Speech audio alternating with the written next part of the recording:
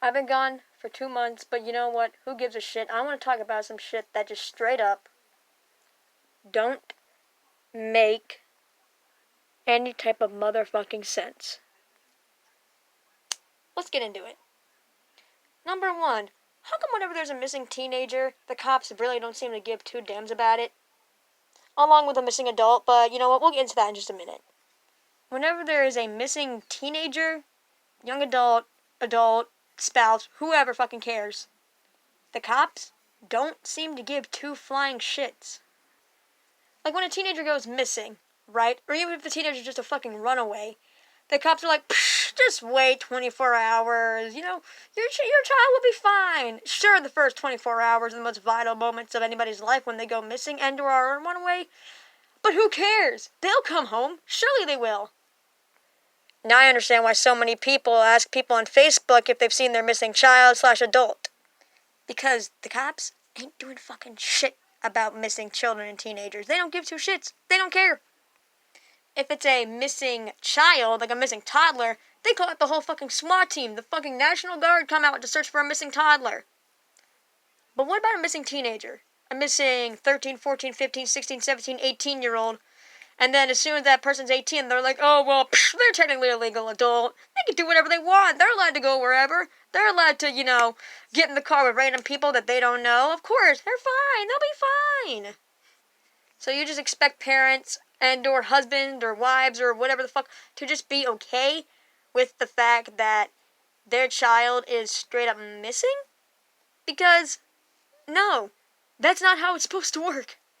If a person is missing, you go looking for them.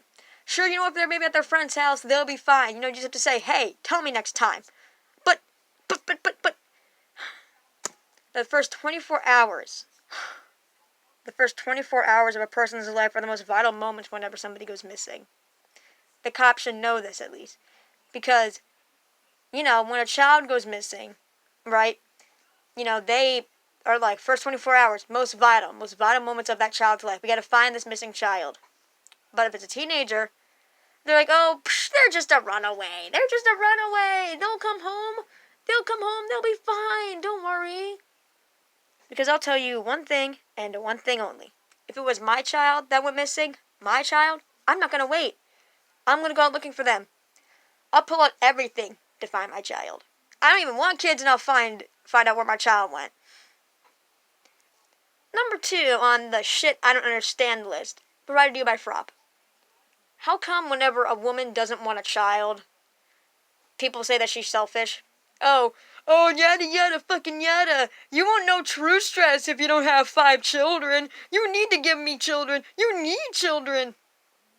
There's women out there who have polycystic ovary syndrome, or uterus illnesses or health defects or some shit, and they can't have kids.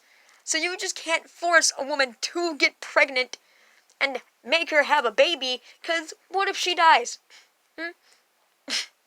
Let's say a woman does get pregnant, and, there's a really high health risk, and the doctor tells her either you're gonna die, the baby's gonna die, or you're both gonna die. And so she says, I might have to get an abortion. I don't want to, but I might. We could always have someone be a surrogate. And then her family gets all pissy. Well, we want a grandbaby. We want a niece. We want a nephew. We want a yada yada fucking yada. And then when their child dies, when their daughter dies because the baby was just too much for her body, because she was so sick, or she had some type of health issue, they want to cry. She was so angelic. I can't believe she finally let me have this child. No. No.